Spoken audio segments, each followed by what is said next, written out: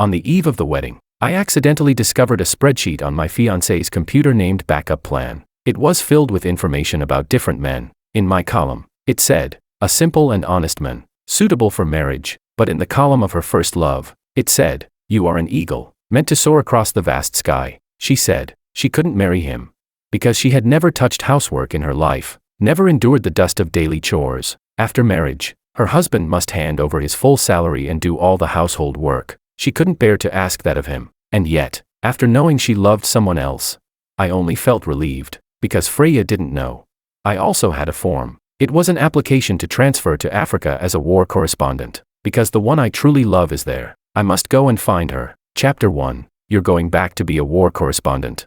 That morning, a sudden exclamation rang out in the TV station. I handed over my transfer application form. I nodded and said, yes, I want to be stationed in Congo-Kinshasa. The station director said, George. He was silent for a long moment, then continued, you were indeed born for war reporting. Everyone saw that 3 years ago. But now, you're just about to get married. You're still on wedding leave, going to such a dangerous place. Will your wife even agree?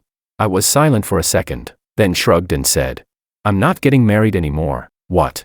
Under the station director's stunned gaze, I firmly said, I won't be getting married. Yesterday, Freya went out shopping and asked me to send her the grocery list from her computer. On the computer, there were 2 spreadsheets. One was the wedding plan, and the other was called Rebound List. By some impulse, I clicked on the Rebound List, and I found it was her backup record. 6 men, each carefully detailed with job, assets, and personality. Mine was on the very first page. Name, George. Family background, orphan. Simple social ties. Personality, honest, reliable, emotionally stable. Remarks, hands over full salary. Does all household chores. Hard-working laborer. At the end, she highlighted a few words in yellow. Suitable to be the rebound guy. My brows furrowed. After pausing for a few seconds, I continued flipping. The others all had similar comments. Stingy, not considered. Too addicted to games, not considered. Not romantic, not considered. But the last sheet, except for the name and photo, it was completely blank. Only one remark line read, you are an eagle, meant to soar across the vast sky. His name was Makoto. Chapter 2. I remembered, when we were finalizing the guest list, Freya hesitated over this name. She added it a few times, then deleted it. I asked her the reason, and she said he was traveling around the world and probably wouldn't come back just for this. So, it was her first love. Freya's WeChat was still logged in on the computer. I found Makoto. Their chat history had been wiped clean, but his latest post read, damn it, the one I love is getting married. I'm going to smash the axle of her wedding car and crash the ceremony. Freya replied below, even if you try to stop it, it's useless. I won't marry you. Makoto replied. What the hell? So you've really found your true love this time? Huh? Freya commented. What are you talking about? Makoto answered again, forget it. Your family is a bottomless pit, and I'm not interested in doing charity. The bride price is sky high, 20 million up front. They think I'm some fool to be ripped off. What? So if I'm poor, it's a fixed number, but if I'm rich, it scales like a percentage attack. Then I can't afford to marry you. Besides, I'm too used to living free and unrestrained. I can't give you the life you want. My journey is toward the stars and the sea. Freya wrote, yes, I know. That's why I'm marrying the one they want me to marry. I couldn't bear to let you do all that for me. Chapter 3. Couldn't bear to. Hearing those words come out of Freya's mouth was truly rare. I met Freya through a blind date. She was young, beautiful, with a stable career, an associate chief physician at a top-tier hospital. But because of her difficult parents, she had never been able to marry. Their control was extreme. They wanted her to marry a local, someone willing to pay a high bride price, and also someone capable of pleasing them and providing for their old age. The first time I visited their home, her father tested me by scolding me for arriving late and ordered me to drink 3 glasses of liquor as punishment because I had poor tolerance and declined after a few sips. He laughed in front of everyone at the table and asked mockingly, so, who's the father-in-law here, really? After dinner, he made me wash all the dishes alone, saying he had never let his daughter do chores, so after marriage, all the housework would fall on me, and I endured it all, because the moment I first saw Freya, I thought, for that face, I'll do anything. We dated for 2 years, her parents were very satisfied with me, and Freya gradually got used to my care, the always hot meals, the spotless home. She was free to maintain her old lifestyle, traveling around, checking into scenic spots, getting regular massages and spa treatments, but her attitude toward me was always lukewarm, until her birthday this year, when I wanted to bake her a cake myself. The oven exploded during preheating. When she rushed to the hospital and saw my arm covered with shards of glass. For the first time she panicked, threw herself into my arms, and trembled, saying, "You don't have to do so much for me, it's okay if you don't." But even then, she never once truly felt heartache for me, never once said she couldn't bear to see me suffer. Later, she agreed to my proposal. I thought maybe there was some real feeling, that she was willing to walk with me, but it turned out, she only did it to satisfy her parents' wishes. Makoto was the one she loved so much she chose to give him up. The moment I saw their conversation, I was relieved. She had been acting for her parents, and I had been acting for myself, but no matter how good the acting was, it was still only a play. Chapter 4. When I returned home from the TV station, I dug out a few old camera bags from the back of the bookshelf. They were buried memories. The feel of the camera shells had become unfamiliar, and the batteries were long dried out. While waiting for the chargers to bring them back to life, I inserted the memory cards into my computer and opened those long sealed photos. The first, women on the street waiting for cholera pills. The second, a 5-year-old child soldier, shorter than the gun he held. The third, refugees living in shattered tents. The smell of smoke and dust pierced through time. My heart felt as though seized by sharp talons. I leaned back in the chair, trying to calm my racing pulse, and let out a bitter laugh. I wondered, if Freya saw these photos, would she still write, "honest and simple men," in the personality column about me? Just as I was thinking that, my phone buzzed twice. It was a message from her. She sent the location of a restaurant. I suddenly remembered, we were supposed to have a small gathering tonight with the bridesmaids and groomsmen. I had few relatives or friends, so they were all Freya's circle, but I knew this was only an excuse, because today, Makoto had returned to the country. Chapter 5. When I arrived at the restaurant, they had already ordered the dishes. Next to Freya sat Makoto. There was no seat left for me. When Makoto saw me, he looked me over with amusement, then said, "Go grab yourself a chair. Sit wherever." I sat at the farthest spot from them. Throughout, Freya only quietly watched everything.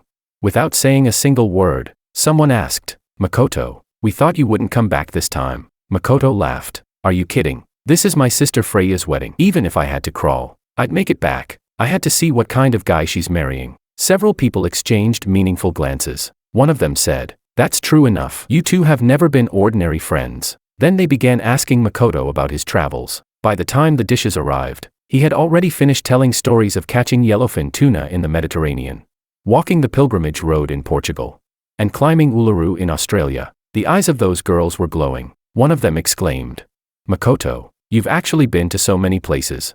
Makoto smiled and said, "Hey, that's just my everyday life. I'm not one of those mediocre people chasing after a wife, children, and a warm bed. That's too pitiful. People should go out and broaden their horizons. The reason the bottom of society stays at the bottom is because they lack vision and ambition." Chapter 6. With the wine warming their faces, he was the center of attention, and Freya, sitting beside him, spoke little, but the way she looked at him from time to time grew so tender it was almost dripping. I silently finished half a cup of white liquor. The burn at the base of my tongue was bitter. Everything felt tasteless. Makoto was telling his story about dealing with con artists in Egypt. Then suddenly he turned, smiled, and asked Freya, "Do you want to know how to say 'darling' in Arabic?" Freya froze for a moment, then shook her head. Makoto raised his eyebrows. "I'll teach you." He leaned in close, his lips curled into a smirk.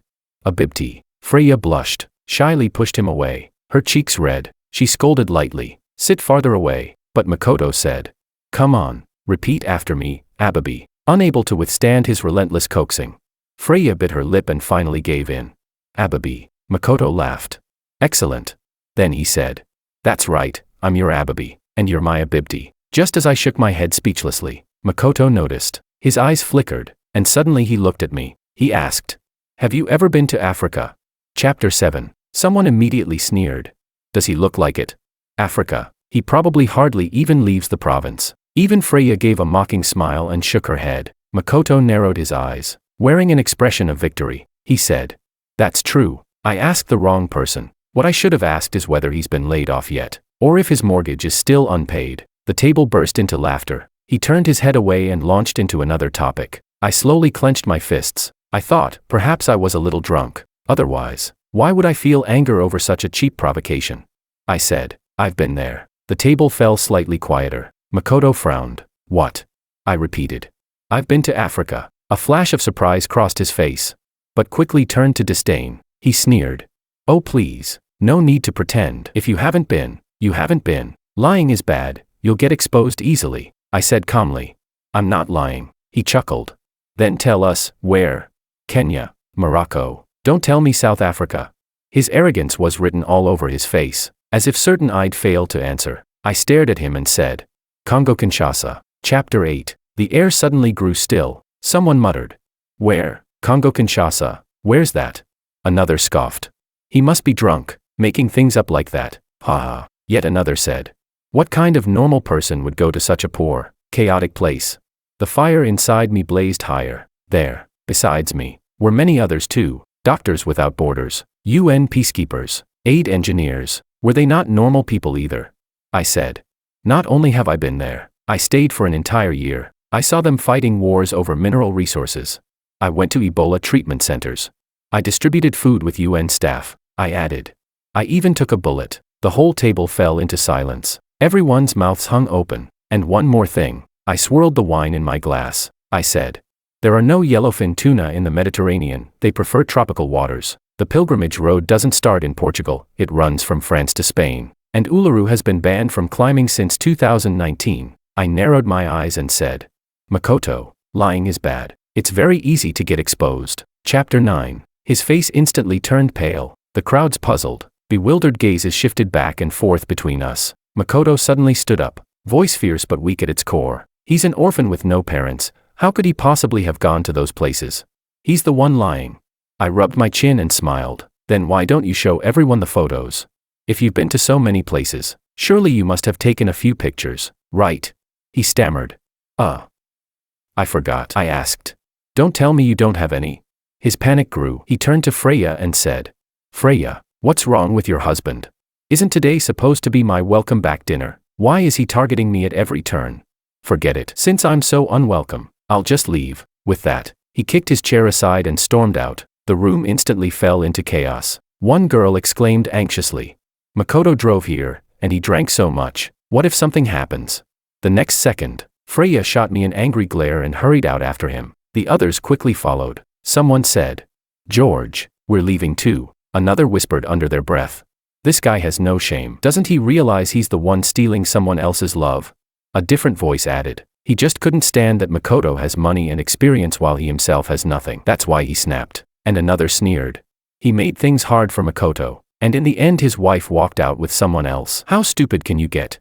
Their mocking voices faded as they left. In the huge private room, I was suddenly the only one left. I let out a soundless laugh, then poured myself another glass of liquor, tilted back my head and drained it. Chapter 10. In truth, Makoto wasn't wrong. I really hadn't been to those places. But the reason I knew he was lying was because of my mother. I wasn't born without parents. My mother had been an international journalist. Later, she was stationed long-term in war zones and rarely came home. So the neighbors always mocked me. Your mom abandoned you. I clenched my fists and fought them, fiercely defending the dignity of a child, only to be laughed at even more cruelly. As a boy, seeing her even once was rare, but she often sent letters with stamps from all over the world. She wrote in detail about her life abroad, always enclosing photos. My happiest childhood memories were sitting on my father's lap, listening to him read her letters, while I painted the image of that bold, heroic journalist in my heart. She once wrote, George, most people's world is small, but the real world is vast. When you grow up,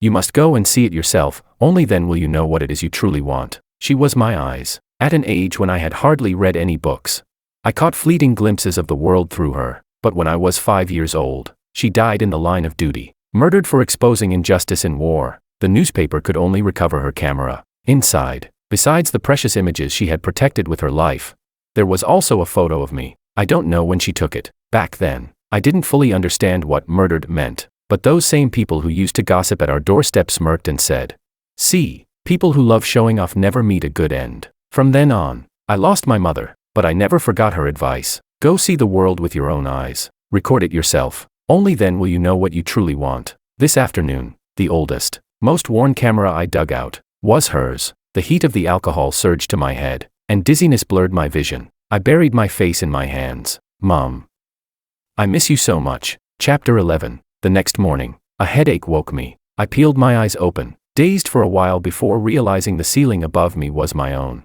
I had no idea how I'd gotten home last night. I got up and poured a cup of warm water. Freya was sitting in the living room, her face cold as ice. You handle things like this, she said. I didn't want to deal with her. I turned and walked to the study, but the desk was empty. My throat hoarse, I asked, "Where's my camera?"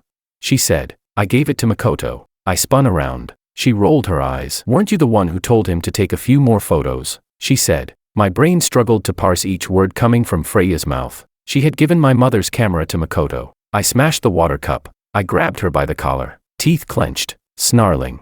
"How dare you touch my camera? How dare you?" Freya was terrified. My face darkened. "Where is Makoto now?" I demanded. She said, "George, let go. I'm asking you, where is he?" I hauled her up and pinned her against the wall, my grip tightening. The alcohol from last night turned into anger that surged from my chest. Freya froze. Her voice trembled. "He's at the Blue Sky Hotel. Room number."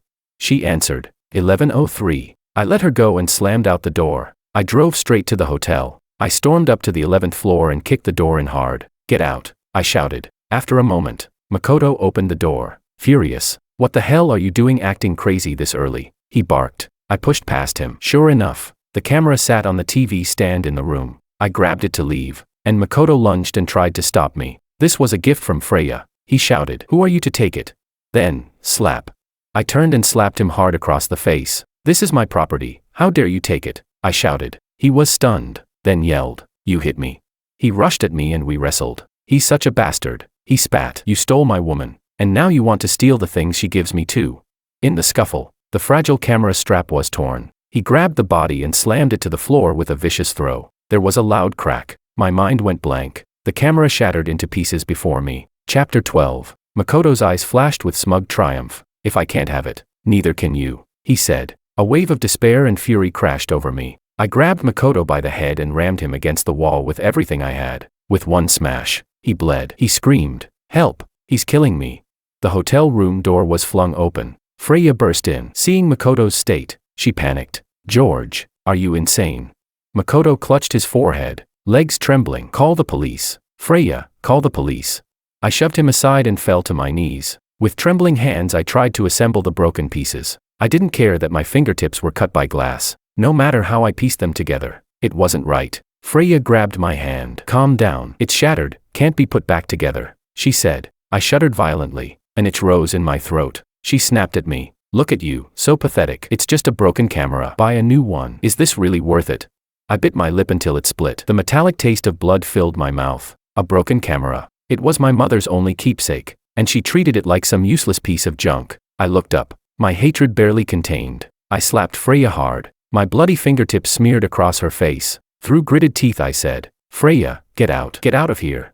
In her horrified eyes, I forced her hand and ripped the ring from her finger, flinging it hard out the window. Chapter 13. I returned to my hometown, to see my mother. I sat in front of her gravestone for an entire day. During that time, Freya called me countless times. I didn't answer, I blocked her. Sometimes, shame would eat at me. If my mother could see what I had become these past few years, would she be disappointed?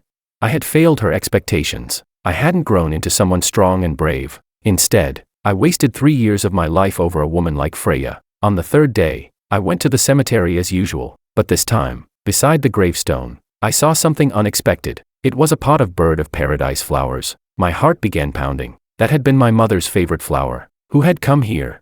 I turned and ran to the cemetery office to ask. They told me that every few months, someone would bring one. Then they gave me an address. I had an answer in my heart, but I dared not believe it. Following the address, I found a flower shop. From the owner, I learned, about 3 years ago, she had received an order. Every 3 months, she was to deliver a pot of bird of paradise to Ms. Wang's grave, because the person who placed the order was very beautiful. The owner remembered her clearly. My heart nearly leapt from my throat. I asked, "Do you know who this person was?" The owner flipped through the records and said, "Her surname was Lu. Her name was Willow." Chapter 14. She added, "But we haven't been able to reach her for a long time. At one point, there was a supply problem. We tried to ask if we could deliver a different flower, but she never replied. Do you know her?" The shopkeeper looked up at me, and then her expression turned uneasy. "Sir, are you all right?" I rubbed my sore eyes and waved a hand. I'm fine. The shopkeeper was kind. She invited me to sit, poured me a cup of tea, then turned to tend the flowers. I sat in the shop, quiet for a long while. At last, I chose a bouquet of my mother's favorite daisies and prepared to leave. Just as I was about to pay, the owner suddenly stopped me. She said, "This bouquet is free." I was taken aback. Her face softened with memory. She said, "Sir, I just remembered, back then. Willow also said that one day, someone might come to ask about this order. If he comes alone," she said, "please let him take a bouquet of flowers. And tell him, keep walking forward, the starlight will illuminate your path." Chapter 15. That day, I wept in front of my mother's grave until I was a mess. I never thought she would appear beside me in such a way. What kind of mental preparation had she made, to leave such a message with the florist? Only I understood what, if he comes alone, truly meant. It meant, she would no longer be by my side. At dusk, a colleague called me. "George, the ticket is booked for next week. This time, who do you want as the beneficiary for your life insurance? Your wife?" I shook my head. "Please put Doctors Without Borders." He asked, "Doctors Without Borders?" I said, "Yes. Why would you choose them?"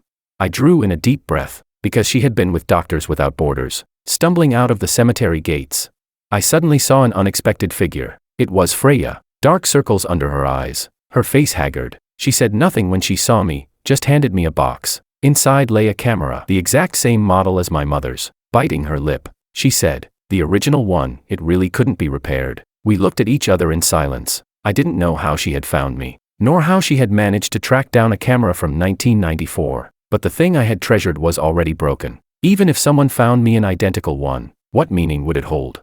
Seeing I didn't take it, her tone grew impatient. "George, did you change the lock code? I couldn't even get into the house. Are you seriously not planning to marry me anymore? The wedding's next week. The invitations are all sent out. Can't you grow up a little and stop being so impulsive?"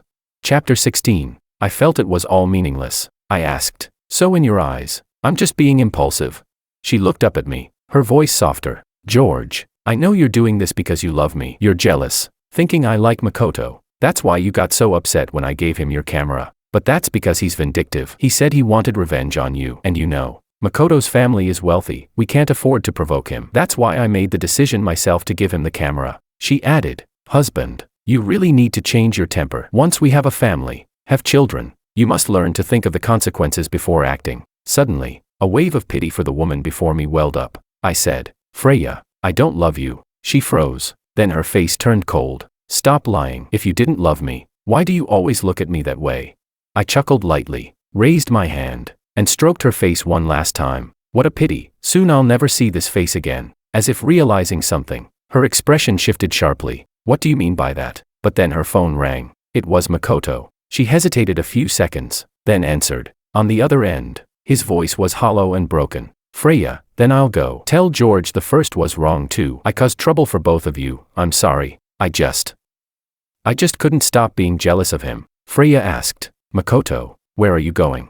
He sighed. "Don't come to see me off. We shouldn't meet again. Go back to George. You two are the ones meant to spend a lifetime together." Freya's voice grew frantic. "Makoto." The call cut off. She shoved the box into my arms and turned away. I watched her figure disappear down the street. How laughable. I lifted my hand, tossed the camera straight into a trash bin. I'd be leaving soon anyway. Useless things need not be carried along. Chapter 17. The following week, I was swamped, training my body, practicing languages, finalizing topics, contacting local guides. Meanwhile, Freya kept sending me messages from different numbers. "George, what did you mean that day?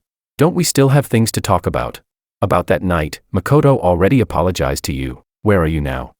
I didn't reply to a single one. The day before I left, she asked again. "Tomorrow is the wedding. Where are you?" I snapped the SIM card in two, dragging my suitcase behind me. I headed for the airport without looking back. When dawn lit the cabin window, the plane took off. There were no direct flights from Beijing to my destination. I had to transfer in Cairo, nearly 20 hours in total, long enough for me to relive old memories. I pulled down the eye mask the stewardess had handed me, and whispered to myself, "Willow, I'm coming back." Chapter 18. The first time I met Willow was in a refugee camp. At the time, the situation in the east was chaos. Armed groups, fighting over minerals, tribal grudges, and more. Raided villages. Hundreds of thousands were forced from their homes to seek refuge in the cities. When I arrived at the camp, several doctors were treating a little girl. She'd been caught in an explosion. A tiny stone was lodged in her ear. The girl struggled violently, making the doctors afraid to try removing it. Then someone shouted, "Lou." An Asian woman came over. After examining the girl, she reached into her white coat and pulled out a set of cards. The girl was immediately captivated. As she focused on the pictures, one of the doctors swiftly extracted the stone. It clattered into the tray. At the same instant, the cards in the woman's hand vanished, replaced by a potted African violet. The girl's eyes went wide. She tugged at the woman's sleeve, searching, but found nothing. Then she clapped her hands with delight, tugging her parents' clothes, shouting with joy. The woman handed the flower to the girl, then ushered the grateful parents out of the tent. I lifted my camera and captured the scene. The click of the shutter made her turn toward me. She looked surprised, and asked in French, "Not many Asian faces here, where are you from?" "China," I replied. Her eyes widened, and she switched to Chinese. She told me her name was Willow, a doctor stationed there with Doctors Without Borders. Thinking of what I'd just seen, I asked, "Where did you get that flower?" After all, flowers were rare in a refugee camp. She curved her lips into a light smile. "I grow them. Want to see?" I followed her back to her quarters. Inside, with scraps of styrofoam, plastic bottles, and broken tiles, she had created a tiny garden. There were African violets, agapanthus, tropical orchids, Congolese azaleas. I couldn't help but ask, "Why do you plant these?" She crossed her legs, answering as if it were obvious, "Because flowers make people happy." I was puzzled. She only smiled brighter. Tilting her head, she said, "I know what you're thinking, that food, clean water, and medicine are far more urgent. Flowers are useless, right?" I nodded. She said, "Here, everything forces people to forget what is beautiful, but happiness reminds them they're still alive, still worthy of expecting something. Where there is expectation, there is hope." Her lips curved higher. She winked at me. "So, flowers are important too." A string deep in my heart thrummed. I stared at this girl who shone like a small sun. For a moment, I couldn't look away. Chapter 19. In the entire refugee camp, only Willow and I were Chinese. So, naturally, we became allies. Contrary to her cheerful first impression, Willow was extremely serious when it came to work. She provided me with detailed accounts of casualties, shortages, and needs. I turned those numbers and stories into reports that spread to the world. My very first article brought nearly 1,000 tons of food donations to the region. At that time, Willow had discovered an unusually high death rate in the camp. She frowned, puzzled. "We've been distributing medicine all along, yet they still keep dying in groups. It doesn't make sense, unless they're not taking the medicine at all." I went through patient records and said, "I'll investigate." After countless visits, I found the truth. Almost all of the free medicine had been diverted to the black market. Drug dealers could trade a single bag of moldy cornmeal for life-saving tablets, because that bag could feed a refugee family for a month. When the report was published, it stirred an uproar in international media. The World Food Program quickly redirected supplies. The day the aid convoy arrived, the camp erupted in cheers it had never known before. We worked ourselves to exhaustion, distributing the food, drenched in sweat yet filled with joy. When I handed the last sack of potatoes to a mother cradling her baby, Willow and I collapsed against the side of a truck. She turned her head toward me. A smile lit up her entire face, making her already radiant features shine even brighter. She said, "George, thank you." I blinked in confusion. "Thank me for what?" She said, "Before you came, all I could do was watch them sink deeper into hardship. And there was so little I could actually do. But now, through you, I see the meaning of my work. You've made the world see them, and us." In that moment, my heart pounded like a drum. I could hardly breathe. I scratched my head in a panic, desperate to hide the restless storm inside me. Chapter 20. After that, we quickly grew close. Willow was well liked. Her medical skills were outstanding. She always found solutions at critical moments, and her lively spirit dissolved much of the despair that hung over the camp. I loved being around her, wherever she was. Even my interview subjects were more willing to talk. One day, I followed her to spray disinfectant around the camp to prevent cholera. Suddenly, a cry for help came from an empty tent. Pulling aside the flap, we saw a man forcing himself on a girl, ripping her clothes. My face went cold. I rushed in and kicked him off. He cursed and swung a fist at me, but Willow raised the badge on her chest and said, "If you want medical care in the future, you'd better leave right now." The man's eyes flicked to the badge. Grumbling curses, he pulled up his pants and fled. We brought the girl to the UNHCR office and asked them to relocate her to another tent. After everything was settled, Willow winked at me. "Don't be sad. You did great." I froze, shook my head. "I'm not sad. I already knew violence and crime were constant shadows in a refugee camp." But she tilted her head. "You look sad to me." I was stunned, instinctively touched my face. Suddenly she laughed, reached out, and poked my forehead. "A person's feelings," she said, "don't just show up in writing, they show on the face too." Chapter 21. She seemed to have found a new little game. After that, every time we met, she would watch me for a few seconds, then say, "Feeling good today?" or "You seem upset today." I found it helpless and funny. I couldn't help asking, "How do you actually tell?" She tucked a strand of hair behind her ear, propped her chin on one hand, and said, "I have a younger sister. You two are similar in some ways, you both like to hide your emotions inside." When she mentioned family, I fell silent. I asked, "A girl alone here, aren't your family worried?" She shook her head. "We're cut off." "What?" I was stunned. She said, "Because I refused to listen to them. Their control was terrifying. From childhood they forced me to do this and that. If I argued, I'd be brutally beaten. I obeyed and studied medicine. I got into the hospital, but they weren't satisfied. They forced me to marry someone I didn't love and took a bride price. I didn't want to follow their arrangement, I just wanted to do something pure. Doctors Without Borders brought me back to the essence of being a doctor, saving lives. I love that." She sighed. "I guess I've wronged my sister a bit. When I was disobedient as a child, they had her as a backup, just in case I ran away. They'd have another to replace me. After I left, she was forced onto my old path. Although she obeys, I know she's suffering. I heard she later dated someone, but they broke them up too. It was the first time she talked about family, and it made me sad." We were silent for a while. Then she asked, "What about you? Why did you come here to be a war reporter? Aren't your family worried?" Chapter 22. Maybe because she had first opened up about her family, it felt easier for me to speak. I hesitated, then said, "My mother is dead. As for my father, I'm cut off from him too, just like you." That year, the funeral was held. Many people came, a black sea of faces. The master of ceremonies read a long eulogy. I couldn't follow it and went distracted. A butterfly flew into the morning hall and landed on my mother's portrait. Its fluttering wings made the photograph seem alive. I looked at my mother smiling and smiled too. The next moment my father slapped me to the ground. He roared, "Your mother is dead. How can you be smiling?"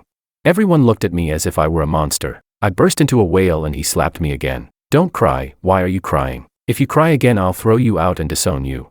I was terrified. Tears pooled in my eyes but I bit my lip and stayed silent. In the first year after my mother's death, my father would sit up half the nights going through her letters and photos. The next year he boxed her things up and shoved them into a corner to gather dust. The third year he remarried. The new woman threw the boxes into the yard and threatened to burn them clean. I clawed out that camera and hugged it to my chest, burning my skin to protect it. From then on, that camera was my mother's only keepsake. Later, my little brother was born. All the family's love and energy went to him. I grew up like an invisible person until I turned 18. I went to university and studied journalism. On the day I left, my father handed me a thick wad of cash and tossed it at me. "You're grown, don't come back." I took it. It was 30,000. 30,000 bought out our blood ties. At university, teachers and classmates all said I was suited to be a reporter, because no matter what happened, I stayed expressionless. When I became a war correspondent, that became an advantage. They admired my composure, but only I knew I didn't dare have emotions. I seemed to believe, if I hadn't made my father angry at the morning hall that day,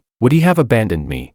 I got used to suppressing all feelings, afraid that if I laughed freely or shed real tears again, I would lose more. Saying this, I exhaled softly. It was the first time I'd unburdened these years to anyone. Willow frowned slightly. Her usual smiling mouth drooped. Her eyes reddened. "George, haven't you forgotten, you were only 5 then?" she said. I blinked, confused. "What?"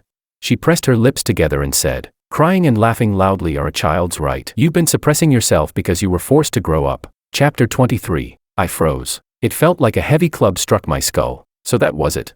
For a long time after the funeral, my father didn't speak to me. Then my little brother was born, and my needs were always pushed behind his. At university I had to finish my studies and support myself. It seemed I never had a childhood, because there was no one to rely on. I learned that my cries and laughter would go unanswered. Might as well hide them in my heart. I sighed. Bitter. "Maybe," I said. "Who knows? But it doesn't matter. At my age now I can't act like a child, laughing or crying whenever I feel like it." The next moment she suddenly leaned in, looking at me with pity. "Yes, you're a man. A real man. You're not like other kids." I nodded, somewhat accepting it. She grabbed my arm, eyes full of admiration. "Maturity shows itself as steadiness and reason. Just like you." I forced a small "hm." She tilted her head and added, "No wonder you're my favorite little George." My heart skipped. I asked, disbelieving, "Really?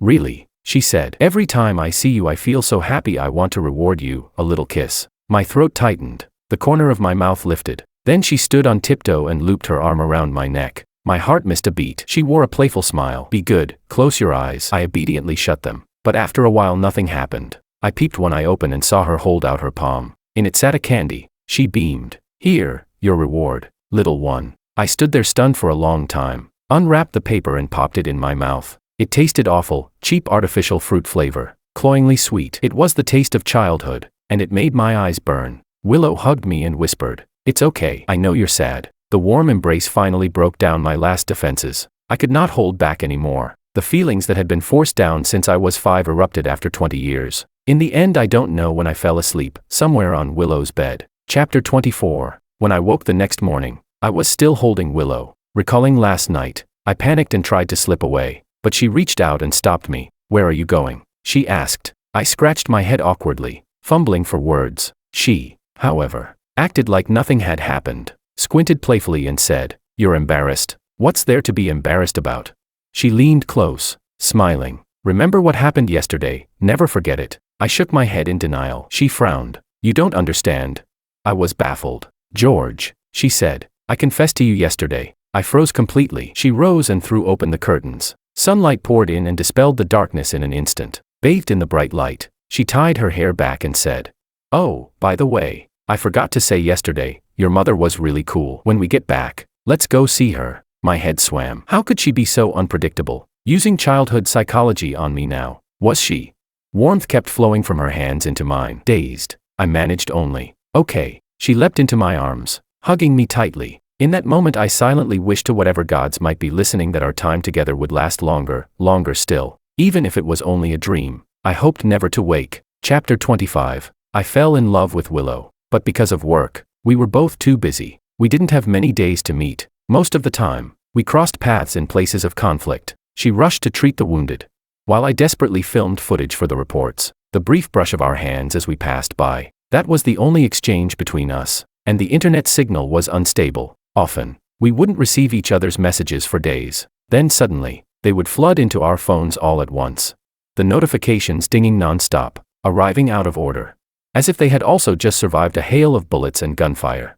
Carrying the heavy weight of longing, stubbornly delivering what our hearts wanted to say. But the situation in the northern province was grim. Our first quarrel was on the day a nearby village was attacked. When we arrived at the scene, the armed men hadn't fully withdrawn. The security forces clashed with them. We hurried back to the vehicle, preparing to retreat, but then I saw Willow jump out of the ambulance again. At the edge of the firefight, a villager had fallen. I quickly followed her, and together we carried the men back. I was furious, and we argued fiercely, but she stood her ground. She said, "I'm a doctor, I can't just watch someone die. He'd only been shot in the leg. He could still live, but if I didn't save him, under that crossfire he would have been as good as dead." I knew she was right. I knew saving people was her mission, but I panicked. While rescuing him, shrapnel grazed her left shoulder. Her arm was covered in blood. I couldn't even tell if it was hers. I trembled as I checked again and again, only to find it was just a surface wound. I didn't want to argue anymore. I held her tightly and said in a hoarse voice, "Willow, I don't want to lose anyone else." She fell quiet. After a while, her voice choked as she said, "I'm sorry, I promise. From now on I'll be careful. I won't put myself in danger. I won't make you worry." I let out a deep sigh but stayed silent. She gave a faint smile and said, "Then let's pinky swear." "Okay."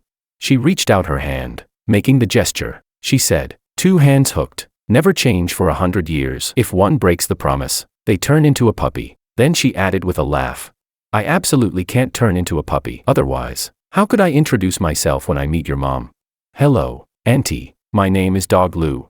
Her words left me speechless. I could only pinch her cheek helplessly, but inside, my heart sank. Everyone knows, a pinky swear is just a psychological comfort. The battlefield is the cruelest place. For the first time, I deeply realized that every single day with Willow was priceless, because no one could ever tell whether death or tomorrow would arrive first. Chapter 26. As the fighting grew more frequent, Ebola began attacking this already battered country. By spring, Willow was even busier. Because medical staff were scarce, she started running between the refugee camps and the treatment centers. Then armed men suddenly launched attacks on treatment centers in multiple cities. Many doctors had to abandon their work and evacuate, but Willow refused to leave. On one hand, the situation here was still relatively stable. On the other, the center still had nearly 100 patients. If everyone left, those people would only lie in their beds and wait to die. She and 4 other doctors stayed behind and adapted as best they could. But it wasn't long before the militants occupied the suburbs and cut off the roads in and out. We were trapped. In that situation, Willow suddenly messaged me and asked me to come to the treatment center. She was vague, but I had a bad feeling. We put on protective suits and entered the medical waste disposal area. In an emptied room, I saw more than a dozen children. They had escaped down from the mountains. The oldest was only 12. Their clothes were in tatters and their bodies covered in already infected wounds. I could hardly believe my eyes. The militants who had occupied the suburbs were from the She group. They had a blood feud with the WHO. If those children were discovered, the entire treatment center could be destroyed in an instant. I felt like I was collapsing. I asked, "Willow, are you crazy? Do you even remember the principle of Doctors Without Borders? She shouldn't have directly intervened in the fighting if she wanted to help the most people." But she only hung her head and said, aggrieved, "I know this is dangerous, so I only wanted to ask if you could contact some organization that can take them in." I rubbed my temples and said, "But so many of them, how are you going to get them out? There are patrols everywhere outside." Willow spoke fast. She nodded and said, "They're small. They can put on protective suits and crawl into the dumpsters used for medical waste. The transport truck comes every 3 days. No one opens those dumpsters. As long as we can make sure there's someone to receive them afterward, we can save them." Her bold plan stunned me. She clenched her hands and said, "George, I'm a person first, then a doctor, and only after that am I a Doctor Without Borders. I can't just throw them out to die." Chapter 27. My head was pounding. Reason and emotion were fighting like mad. The children watched our heated argument with hopeless expressions. The smallest ones huddled tightly together, their fingers knotted, as if waiting for fate's final verdict. I almost immediately relented. They had already done everything they could to escape hell. We couldn't send them back. I took a deep breath and calmed down. I said slowly, word by word, "All right, I'll help you." Then I added, "But I won't just help contact someone to receive them. I'll personally get them all out of here." Willow froze and immediately refused. "No, it's too dangerous here." I smiled and repeated, "Yes, it's dangerous." Willow pressed her lips together and stayed silent. I said, "If you don't agree, I'll go out now and tell them there are children hidden here." She snapped, "We never should have involved you." I shrugged. "Too late, you've already dragged me in." Willow sulked and turned away, refusing to speak to me. I sighed, lifted her chin and forced her to look at me. I took a deep breath and said, "At worst, we can die together." She instantly protested, flustered, "Ugh, don't say that, no way that will happen." I stroked her face and said, "Yeah, of course not. After all, you promised me, you still have to come back with me to meet my mother." Chapter 28. I had to admit, Willow's plan was almost flawless. No one wanted to touch the medical waste from Ebola patients, and no one would imagine that people could be hidden inside. Each time, we could send out 2 children. On the way, the transport truck would stop once, where members of a humanitarian organization would take the children away. Half a month later, only 2 were left. They were the oldest, a brother and sister. The brother was named Omar, the sister Layla. On the day the truck was to take them, Willow was in high spirits. Once again she said to me, "Thank you, George." I didn't reply, just held her hand tightly. We could almost see the light of victory. We even celebrated in advance. The 2 children performed a traditional dance for us. Willow cooked them a meal that, in this place, counted as a feast, and I took many photos of them. When night fell, they started putting on the protective suits. Layla handed me a marker and asked, "Can you write your names on these?" Willow and I were surprised, but still signed our names. I thought for a moment and added, "I hope you grow up well." Willow wrote, "I hope you reunite with your family." I added, "I hope the war ends soon." Willow wrote, "I hope we can meet again in the future." We filled their suits with blessings. By the end, everyone was in tears. They threw themselves into our arms. Their muffled voices came from under the protective suits. "We'll remember you forever and ever. Thank you, you are great heroes." Chapter 29. In the middle of the night, the truck drove into the center. As usual, we placed the children into the dumpster and loaded it onto the truck. But right after everything was done, gunshots rang out in the main hall of the center. Willow and I froze. The militants had broken in, saying they'd received word that children were being hidden here. I pretended to stay focused on my work, listening to them violently kick doors open, searching every corner of every room. My heart pounded so hard it almost burst. They ransacked the place, finding nothing. After threatening us a few times, they were about to leave, when suddenly someone outside shouted that he had just seen the departing truck. The militants rushed out immediately. The last one leaving cursed aloud, and then I heard Willow shout, "Grenade." I turned my head in a daze. Life and death hung on a single instant. Everything stretched into slow motion before my eyes. I saw the grenade arc slowly downward. I saw the other doctors' faces, frozen in terror, and I saw Willow running toward me. In the moment before the blast, she threw herself over me. Chapter 30. There was a bang, and then time snapped back into place. I was slammed to the ground as if by a scorching giant hand. I spat out a mouthful of blood. My insides felt like they'd been thrown out of place. Thick smoke rose everywhere. I couldn't see clearly. Something wet ran down my face. I touched it, my whole palm was covered in blood. Willow had been blown away, lying on her side not far from me. I tried to get up but couldn't steady myself. I could only crawl over on trembling knees and check her breathing with shaking hands. Thank God, she was still alive. Somewhere, more gunfire erupted. I scooped her into my arms and started running for the exit. But people with guns were everywhere. I had to turn sharply and plunge into the woods. We ran for who knows how long until my legs went numb and lost feeling. I could no longer keep going and collapsed to the ground. Willow woke at that moment. She struggled to sit up and help me, but she couldn't move her body. Weakly she said, "George, you go first." I couldn't stop sobbing and dragged myself back up anyway. Furious. "No," I grit out. "We go together." She pushed my hand away. "You go. Find someone. Come back for me. 2 people won't get away." I broke down. "Willow, we made a promise. You can't die. If you die, I'll haunt you even as a ghost." She pressed her lips and smiled, then choked on the blood in her mouth and coughed. She said, I'm not lying to you. The liar is the puppy." I painfully pulled myself up and propped her against a tree, tears running uncontrollably. She kissed my cheek and said, "Go. You won't let me die, right?" My voice was hoarse. "You must wait for me. I'll come back for you. You'll be fine." She smiled and waved weakly. "Okay," she said. Chapter 31. I turned to continue fleeing. The next second, a thunderous shot rang out behind me. Something threw me to the ground. My breath stopped. I'd been hit. I turned in terror and saw Willow fall beside me. There was a through-and-through wound in her chest. Her white coat was soaked red and blood was pouring from her mouth. My mind went blank. Ignoring my own injuries, I forced myself over her. "Willow, Willow."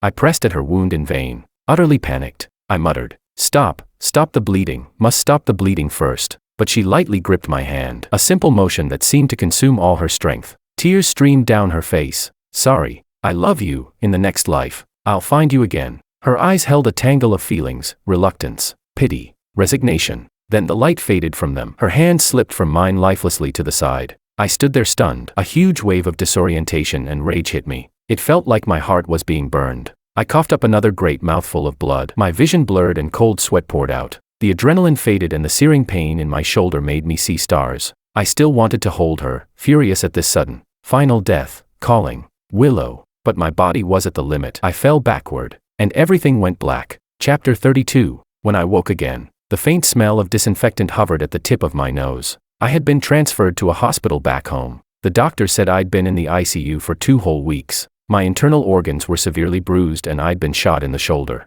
But by some cruel mercy, my spleen hadn't ruptured and the bullet hadn't passed all the way through. I hadn't bled out badly, so I survived until help arrived. I knew very clearly it was because of Willow. She had saved my life. I asked everyone I could contact about her whereabouts, but they all told me the scene had been too chaotic. Willow's body hadn't been found, and because the casualty numbers rose, Doctors Without Borders had suspended its project in the northern province. No one could continue searching for her, and so Willow vanished. I woke up from nightmares night after night. Her image before death replayed endlessly in my head. The doctors diagnosed me with PTSD. I started taking medication, doing therapy, even drinking myself under the table. None of it helped. Everyone suggested I try a new life, stop clinging to the past, and move forward. But how could I move on? She died because of me. That thought lingered relentlessly, making me hate that I was still alive. Hate that she had died instead of me. I hated that the world couldn't give her a proper ending. I stood on rooftops countless times, ready to chase after her. Yet at the last moment I always pulled myself back. This was a life Willow had risked everything to save. I had long since lost the right to give up. Chapter 33. I took 6 months of medical leave. When I returned to the TV station, I couldn't face the cameras and photos anymore, so I applied to be transferred to a behind-the-scenes role. But as time passed, I kept walking through life like a walking corpse, without vitality. My colleagues couldn't bear it and tried to get me to meet new people, dragging me to blind dates. I had no interest and planned to give a few polite words and leave. Then I met Freya. When I saw that face, so like Willow's, I froze. It took everything I had to suppress my emotions. Later I learned she was the sister Willow had mentioned. At first, being with her was genuinely comforting. Those ordinary days were so sweet and tempting. After work I could see her every day. On days off we could curl up on the couch and watch movies together. On nights when nightmares woke me, seeing her sleeping quietly beside me let me finally drop my guard and sleep deeply. These were things Willow and I had never had. I indulged and lost myself, almost fooling even myself. Wouldn't it be nice if this was her, living out a quiet life? But every dream must end. They were not the same person. Willow promised to come home with me to meet my mother. How could she have given her camera to someone else? She saved my life. How could she then bear no burden while enjoying one-sided giving? She said she found meaning in me. How could she see me as just a steady, honest tool to take care of everything for her? I regretted it. Her bones were still scarcely cold, and I was hiding from reality, living a life of self-deception with her shadow. How could I treat her like that? So I had to leave. I had to go find her. I should have gone earlier. I would go back myself and bring her home. Chapter 34. Back to the refugee camp. I saw Willow's colleagues. Now, Doctors Without Borders had returned. Her former partner, Hassan, had now been promoted to coordinator of the entire project. When we met for the first time, before a word was spoken, tears rolled down. I told him I had come back to look for Willow. He took me to the warehouse. Inside, there were still some of Willow's belongings. He said, the evacuation was rushed back then, and many things weren't sorted out. In that box, there was a deck of cards, a packet of flower seeds, a string of keys, a few medical books, a stethoscope. All were trivial items. Yet each one was closely tied to her. It felt as if I had returned to 3 years ago. One afternoon, when I pushed open the door to her dorm room, I saw her sitting on a chair reading, twirling a pen in her hand. When she saw me, her brows lifted, her eyes smiled, and she said, "You're here." Hassan too seemed lost in melancholy. He said, "These things should have been dealt with long ago, but I thought, maybe one day you would return to collect them for her. So I kept them. I didn't expect the day would really come." I accepted them with solemnity. "Hassan, thank you. I was the one who came too late." After that, I told him I still wanted to look for the children from back then. He promised he would keep an eye out for me, but after so many years, he told me not to hold too much hope. When everything was done, I returned to the dormitory. I found messages from my colleagues. They said Freya had come looking for me. Chapter 35. On the wedding day, I didn't show up. Her parents were furious. She searched everywhere for me. Only after asking my colleagues did she learn that I had already come here. She refused to believe it, made a scene at the TV station, and almost got taken away by the police. I sighed. I couldn't understand. Since she already had someone else she loved, then what did I have to do with her anymore? But not wanting to make things harder for my colleagues, I still called Freya on video. The second the call connected, my breath stalled. On the screen, her whole face was dirty and pale. "George? Is it really you?" She stared blankly at me, rubbing her eyes again and again. She snapped, "You really are something." Then she suddenly scoffed coldly.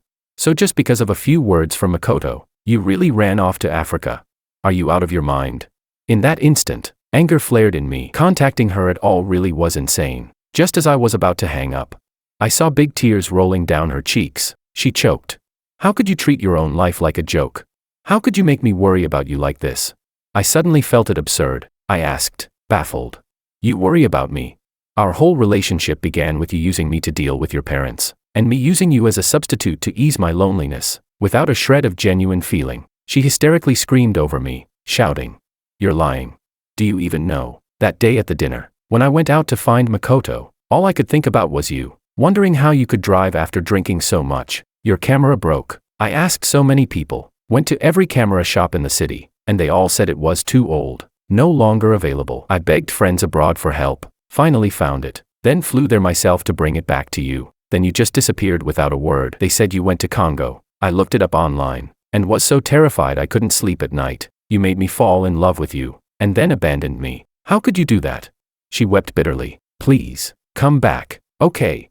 She raised her hand, showing me the ring I had thrown away on her finger. Speaking in a pitiful tone, we stared at each other for a long time. Finally, I suddenly laughed. I said, "Freya, you never even truly understood me. How can you talk about love?"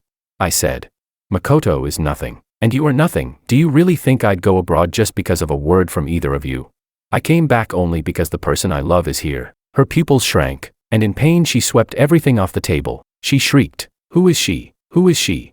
I coldly hung up the call. I said, "You don't need to know." Chapter 36. I restarted my work as a journalist. After 3 years, the situation here had become even worse than before. The areas under control of the armed groups had expanded to an unprecedented level. Food crises, cholera outbreaks, sexual violence, and kidnappings happened one after another. This place seemed to have truly become a land forsaken by God. Every day I witnessed scenes as if from hell, and I would think, does anything we do here really have meaning?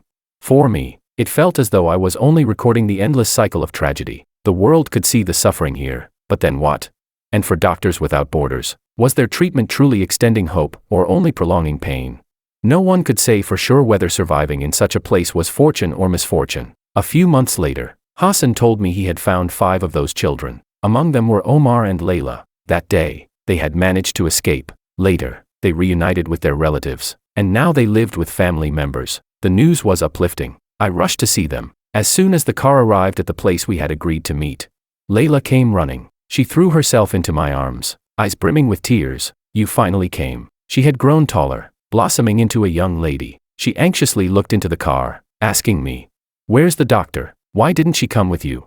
I paused and said, "She had other things to do." Layla instantly twisted her fingers tightly together. She asked, "Did something happen to her?"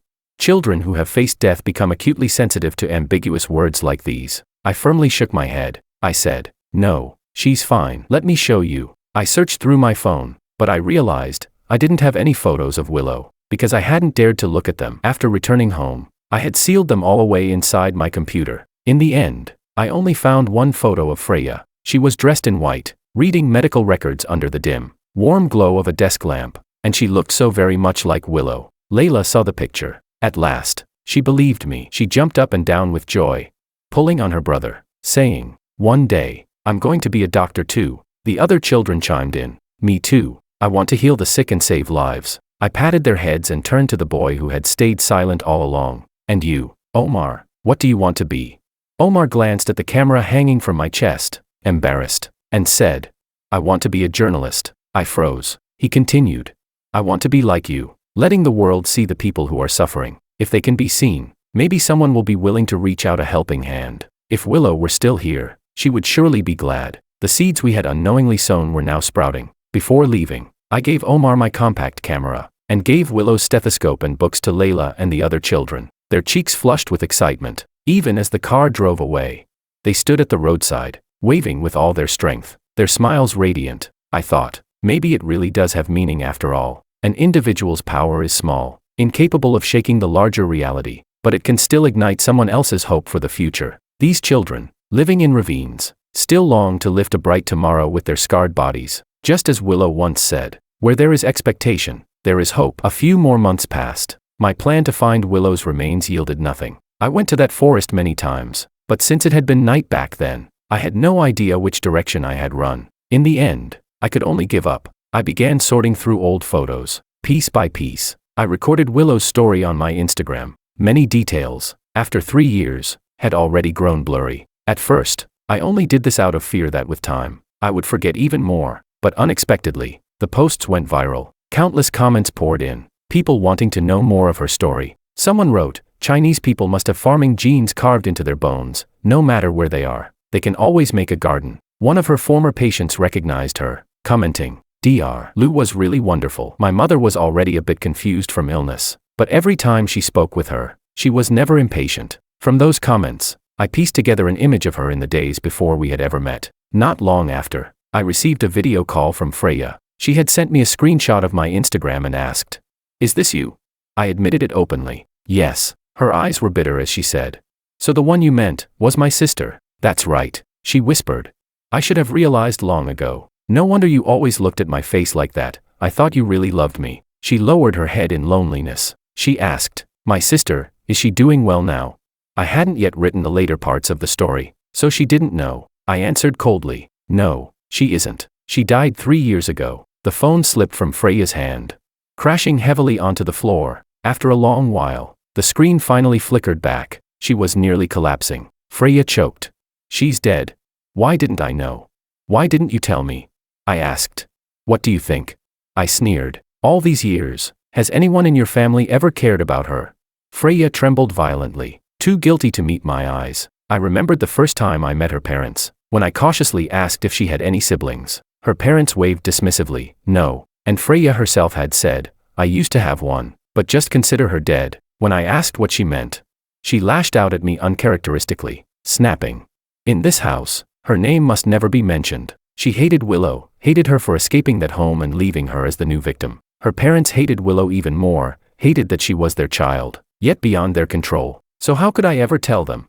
I raised my head and said, "Stop pretending to be pitiful. Who are you acting for? Do you think she ended up in a place like this for no reason? It was all because of you." Freya hung up in panic. Chapter 37. A few days later, Freya's parents came after me. They said Freya had gone missing. Only then did I learn that on that day Freya had rushed home and smashed the house clean. She said it was all her parents' fault. If they hadn't pushed Willow away, she wouldn't have left home, wouldn't have met me, and she wouldn't have died, and Freya wouldn't have, out of repression, fallen for the rebellious Makoto and ended up where we are now. Everything in between was a chain of cause and effect. There was no solution. After that, Freya handed in her resignation at the hospital and disappeared. The two parents, both over 50, cried and screamed as if they were being ripped apart. How can we be blamed for Willow? As parents, we only wanted our daughter to marry well. What's wrong with that? If only she had stayed obediently at the hospital and married into a good family like we said, she wouldn't have ended up like this. It's all her own doing. How can Freya sulk at us over something like this? After all, we're still her parents. We beg you, please bring her back. We've already lost one daughter, don't let us lose another. I could not bear it, I snapped. Enraged. Get out. You don't deserve to be parents. I felt awful. Wandering around, I ended up back in that patch of woods. I sat beneath a big tree and stared at the mottled patches of light on the ground, hugging my knees tight. Although Willow had only spoken to me that one time, I could guess how much she must have suffered at home. Her emergency contact in the Doctors Without Borders records had first been her partner. Later it became me. She never wanted her family to know if anything happened to her. And yet from that tattered, broken home grew someone as gentle and kind as she was. Thinking that made me sad all over again. Chapter 38. A gust of wind blew through. Something hard fell from the tree and struck my forehead dead on. I howled and gasped. When I picked it up I saw it was a tag, an identification tag. People who work and live in war zones often carry these so they can be identified if they die in an accident. I thought it belonged to some soldier who had left it behind. But when I turned it over, the front was engraved, Willow Lou. I leapt to my feet, running my fingers over the letters again and again. How could this be? How could her tag be here? I looked around. Only then did I notice that the tree I'd been leaning against was different from the others. It towered above the rest, its leaves rippling a dark green, and the soil around its roots was blackened. As I stared, something clicked into place. I began tearing at the earth with my hands like a madman, my fingernails filled with dirt and blood. I dug and dug until a white bone showed. At that moment I broke into uncontrollable sobs. I fetched tools and unearthed what the roots had wound around. In the soil I found fragments of the white coat she'd worn that day. It was Willow. I had found her. Finally, I had found her. She had likely been buried hastily where she fell, and by coincidence the tag had been embraced and grown over by the big tree until it was revealed again. Today, as I sat under that tree, it fell. It was as if she had seen me mourning and had given my forehead a sharp poke to tell me, cheer up, don't waste yourself on a life that isn't worth it. All that's over now. I clutched her skull tightly and, trembling, said, all right, let's go home. Let's go home. Chapter 39. I applied for leave and brought her ashes back to our country, burying them beside my mother, since her real family never wanted her. Then I would be her family. On the day of the burial, I saw Freya. She had grown much thinner, and in her hands she carried 2 bouquets of white chrysanthemums. She placed them before my mother's grave and Willow's. She said she already knew everything. She showed me a video of an apology posted online. It was from Makoto. He apologized to me and to the others he had deceived. He confessed that he had never gone traveling around the world. He had been in Beijing all along. He thought such a persona would keep Freya obsessed with him. So he lied to everyone, and the reason he had spoken so harshly to me was simply jealousy, that I was really about to marry Freya. After watching the video, Freya called Makoto in front of me. He spoke anxiously. Freya, I already apologized like you asked. I'm being cursed out by everyone, shouldn't you forgive me now? And that thing you said about being willing to marry me, that's true, right? Freya replied coldly. No, I will not marry you. You deceived me, and I deceived you. We owe each other nothing. I made you apologize only because you wronged George. From now on, let's never see each other again. She hung up, blocked him, and then turned to me, apologizing. The camera. I'm sorry, I didn't know it was your mother's keepsake. I gave a cold laugh and said, you don't need to apologize, because I will never forgive you. The damage done was beyond repair. What use was a powerless apology? Her expression dimmed. She added, I also wronged my sister. When she first left, she tried to contact me many times, but each time I blamed her, scolded her. In my heart I knew that it wasn't her fault our parents forced me to break up with Makoto, but I didn't have the courage to run away, and I envied her. She stared blankly at Willow's tombstone. She said, if I hadn't been such a coward, if I had gone with her back then, would I have had the chance to meet you too? I only replied calmly, there's no medicine for regret in this world. Hypotheticals mean nothing. I loved Willow. That's all there is. She stood, sighing lightly. She said, maybe one day, I'll join Doctors Without Borders too, to make up for my regrets. I frowned. I had wanted to say, do whatever you like, it's your own choice, but then another thought struck me. I said. Someone once said, her younger sister didn't really want to be a doctor. She hoped that person would truly think about what kind of person she wanted to be. Freya froze. As if caught in memories of the past, her eyes reddening completely. I picked up the 2 bouquets. I said.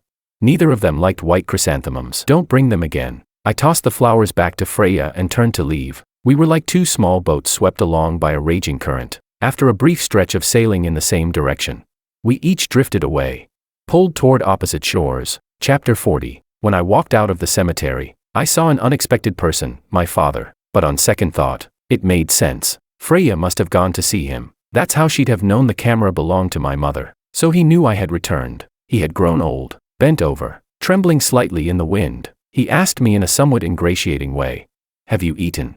I was impatient. "Spit it out. What do you want from me?" He nervously rubbed his hands together.